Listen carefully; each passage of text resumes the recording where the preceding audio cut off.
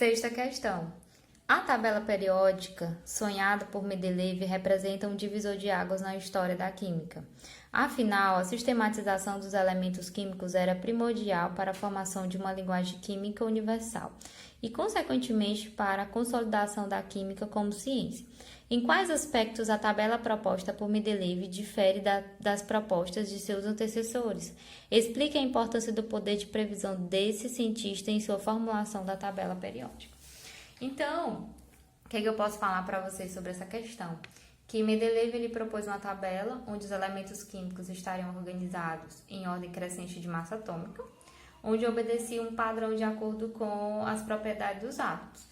Porém, anos depois, foi verificado que existiam alguns elementos que não obedeciam à periodicidade proposta por Mendeleev, havendo uma necessidade de uma nova tabela, sendo esta onde é a tabela que temos atualmente, e ela é descrita em ordem crescente de número atômico, tá? Vamos aqui para a oitava. Sabendo que o selênio e o telúrio eram parentes próximos do enxofre do mesmo grupo químico, empreguei a mesma fórmula básica. Fazer um composto de selênio ou telúrio com ferro e então tratar o seleneto ou teluneto com ácido. Se o cheiro do sulfeto de hidrogênio era ruim, o de seleneto de hidrogênio era 100 vezes pior.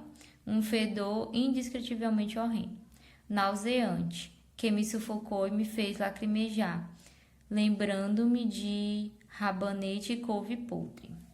O autor do livro afirma que selênio, com número atômico 34, e telúrio, número atômico 52, são parentes próximos do enxofre, com número atômico 16. Pois, olha só, uma dica. Se ele diz que são parentes próximos, significa que são da mesma família, ou seja, estão na mesma coluna, tá?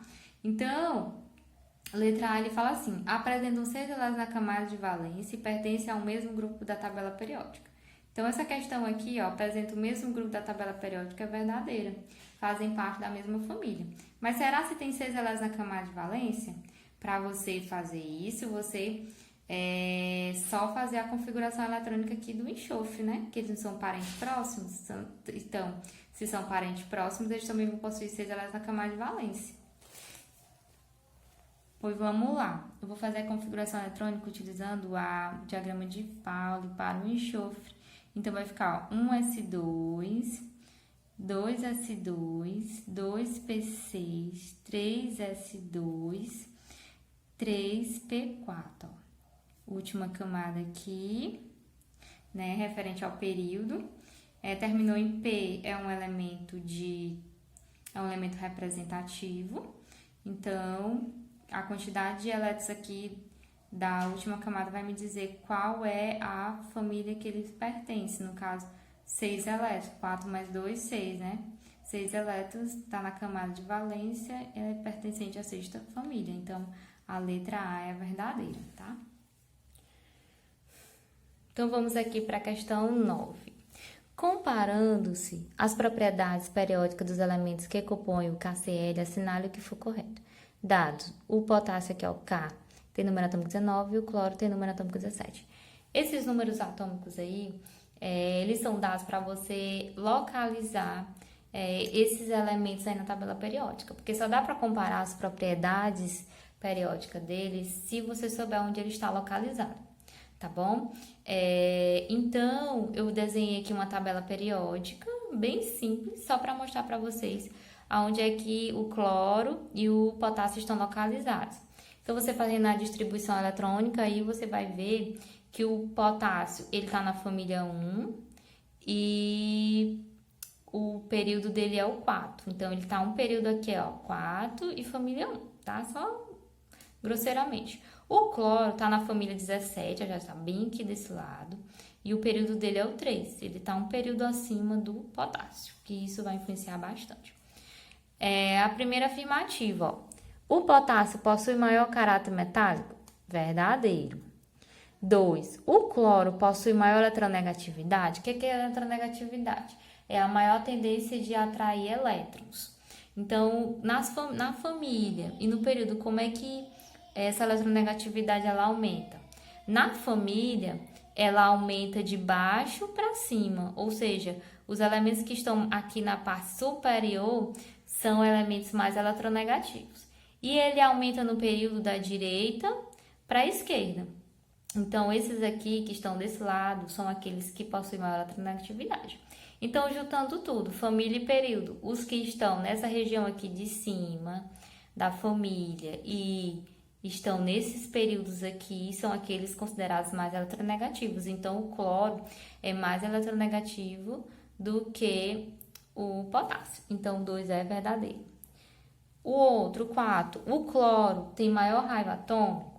O raio atômico é o tamanho do átomo.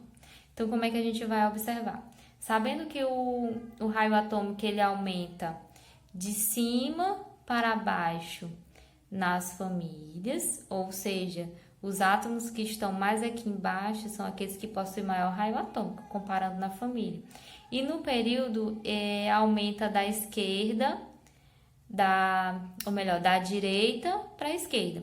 Então, esses átomos que estão aqui nessa região, ó, juntando o aumento da família e do período, são os que têm maior raio atômico. Então, o potássio tem maior raio atômico do que o cloro, porque ele está aqui na região direita e ainda está mais abaixo do que o cloro.